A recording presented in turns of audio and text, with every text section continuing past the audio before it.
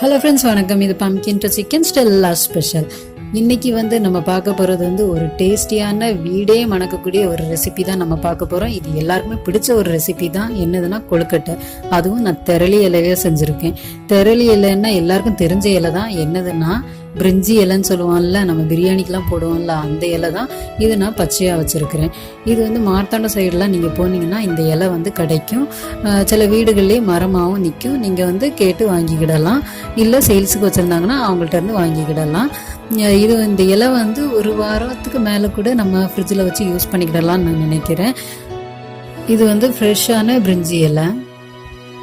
இந்த கொழுக்கட்டை இந்த இலையில மட்டும்தான் செய்யணும்னு இல்லை, நீங்கள் வாழை இலை இருந்ததுன்னா பண்ணலாம், அப்புறம் பலா இலையிலையும் பண்ணலாம். சூப்பராக இருக்கும். அப்புறம் இந்த வீடியோவில் நான் கொழுக்கட்டைக்கு மாவு எப்படி பிடிக்கிறது அப்படிங்கிறதுலேருந்து ஃபுல்லாக நான் காட்டியிருக்கிறேன். எங்கள் வீட்டில் நாங்கள் கொழுக்கட்டை எப்படி பண்ணுறோம் அப்படிங்கிறத நான் இந்த வீடியோவில் காட்டியிருக்கிறேன். நீங்கள் பாருங்கள். தேவையான பொருட்களை நீங்கள் நோட் பண்ணிக்கோங்க. இப்போ எப்படி செய்யலான்னு பார்ப்போம் வாங்க. கொழுக்கட்டை செய்கிறதுக்கு 2 கப்பு பச்சரிசி எடுத்துக்கிடலாம். இப்போ அரிசியை நல்லா கழுவி அது முங்குற அளவுக்கு ஃபுல்லாக தண்ணி ஊற்றி வச்சாச்சு. இது 4 மணி நேரம் ஊறணும். இப்படியே இருக்கட்டும். 4 மணி நேரம் ஆயிட்டு.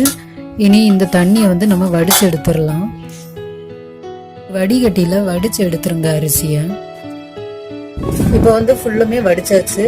இந்த அளவு ஈரம் இருந்தாலும் பிரச்சனை இல்லை, அரைச்சிடலாம், பிடிச்சிடலாம். இதை அரிசியை ஒரு மிக்சி ஜாருக்கு மாற்றியாச்சு. இதை நல்லா பொடிச்சு எடுத்துடலாம். இப்போ இதுக்கு கூட 4 ஏலக்காவும் போட்டுருங்க. இதையும் சேர்த்து பொடிச்சு எடுத்துருங்க. பொடிச்ச மாவை நல்லா ஜலிச்சு எடுத்துருங்க. ஜலிச்ச பிறகு மேலே கரம்பல் இருக்கும். அதை மறுபடியும் மிக்சி ஜாரில் போட்டு ஒரு அடி அடிச்சிருங்க. அதுக்கு பிறகு அரிக்க வேண்டாம். மாவு நல்லா ஜலிச்சு எடுத்தாச்சு. அப்புறம் லாஸ்ட் நம்ம பொடிச்ச மாவையும் இதுக்கு கூட சேர்த்துடலாம். இப்போ ஒரு கடாயில ஒரு கையளவு பாசிப்பருப்பு எடுத்து அதை ட்ரையா, எண்ணெயோ எதுவுமே சேர்க்கக்கூடாது, ட்ரையா நீங்க வறுத்து எடுத்துருங்க. இப்ப பாருங்க, சிவக்க வறுத்தாச்சு. அவ்வளவுதான். இதை இன்னொரு பாத்திரத்துல நம்ம மாத்திடலாம்.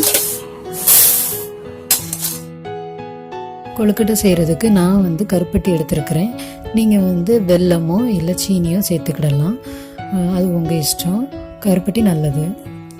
கருப்பட்டியை நல்லா பொடிச்சு எடுத்துக்கிட்டேன். அப்போதான் சீக்கிரம் மெல்ட் ஆகும். கருப்பட்டியில் ஊற்றுறதுக்கு ஒரு 1/4 டம்ளர் தண்ணி போதும். இதை ஊற்றிடலாம். 1/4 டம்ளர் தண்ணி இதில் ஊற்றியாச்சு. இது பானி ஆகக்கூடாது, பாகு ஆகக்கூடாது. இப்படி லைட்டாக இப்படி கலக்கிட்டே இருங்க. இது மட்டும் உருக மட்டும் செஞ்சா போதும். இப்போ பாருங்க, காஞ்சிட்டு இதை நம்ம அரிச்சு எடுத்துடலாம்.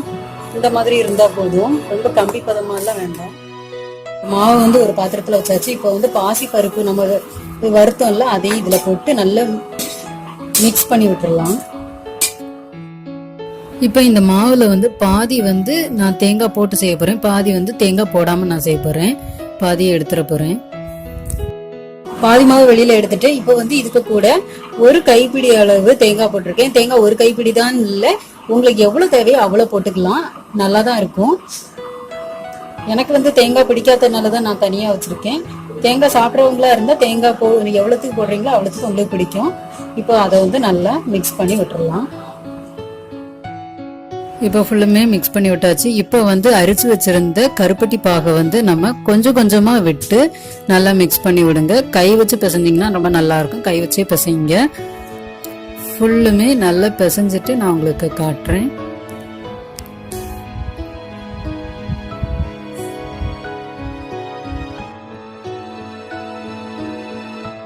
பாருங்க, இந்த அளவுக்கு பிசைஞ்சு வச்சுக்கோங்க.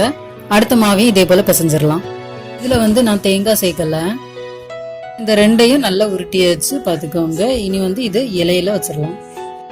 பாருங்க, இதுதான் தெரளி இலை. அதாவது நம்ம பே லீஃப்னு சொல்லுவோம்ல, பிரிஞ்சி இலை அப்படின்லாம் சொல்லுவோம்ல, அதுதான் இது.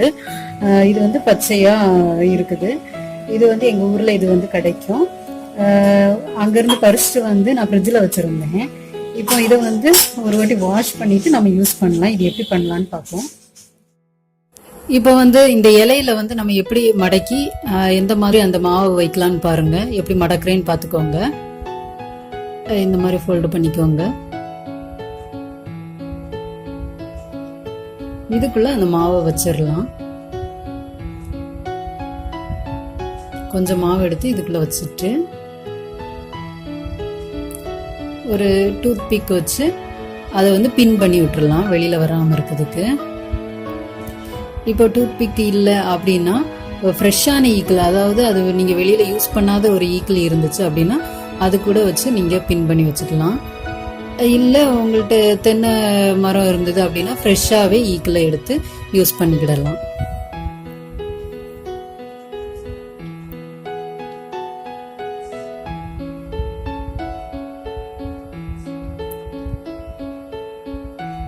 அப்புறம் வந்து பெரிய இலையா இருந்தது அப்படின்னா இன்னொரு மெத்தடும் நான் சொல்றேன். இது பெரிய இலையா இருக்கு, இதுல வந்து நம்ம 2 உருண்டை வச்சிடலாம். ஃபர்ஸ்ட் வந்து ஒரு உருண்டையை வச்சு இந்த மாதிரி உருட்டிக்கோங்க. அப்புறம் இன்னும் ஒன்று வைக்கலாம். இது இதோட பெரிய லீஃபா இருந்தது அப்படின்னா 3 கூட வச்சுக்கலாம். வச்சு பின் பண்ணி விட்டுருங்க. அவ்வளவுதான்.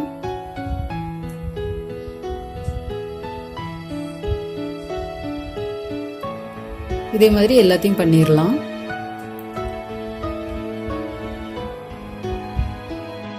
பாருங்க எல்லாமே ரெடி பண்ணியாச்சு. இதை வந்து இனி அவிக்க வேண்டியதுதான். இட்லி பானையில தான் நான் அவிக்க போறேன். ஸ்டீமர் இருந்துச்சுன்னா நீங்க அதுலவையும் அவிச்சுக்கலாம்.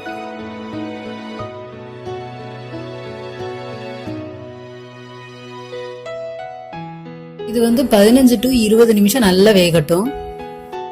20 நிமிஷம் ஆச்சு, திறந்து பார்த்துடலாம். இது வந்து நல்லா வெந்துருச்சு. இப்போ இன்னொரு பாத்திரத்துக்கு நான் மாத்திட்டேன். இது எப்படி இருக்கு அப்படின்ட்டு நம்ம இதை ஒன்று வந்து ஓப்பன் பண்ணி பார்ப்போம். இது கொஞ்சம் சூடா இருக்குது. 6 பிறகு ஓப்பன் பண்ணீங்கன்னா நல்லா இருக்கும். இந்த பாருங்க இந்த மாதிரி தான் இருக்கு.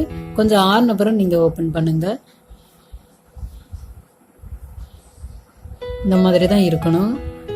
நீங்க ஆயில் விட்டீங்கன்னா, இதுல ஆயில் தடவுனீங்கன்னா இந்த மாதிரி ஒட்டாது. நான் ஆயில் தடவாம தான் பண்ணியிருக்கேன். பாருங்க சூப்பரா இருக்கு. இந்த மாதிரி டக்குன்னு உடையணும். ரொம்பவே டேஸ்டியா இருக்கும். நீங்களும் வீட்டில் செஞ்சு பாருங்க. அடுத்ததையும் ஓப்பன் பண்ணி பார்க்கலாம். இந்த மாதிரி கோன் ஷேப்ல பண்ணாலும் இதையும் ஓப்பன் பண்ணி பார்த்துடலாம் எப்படி இருக்குன்னு.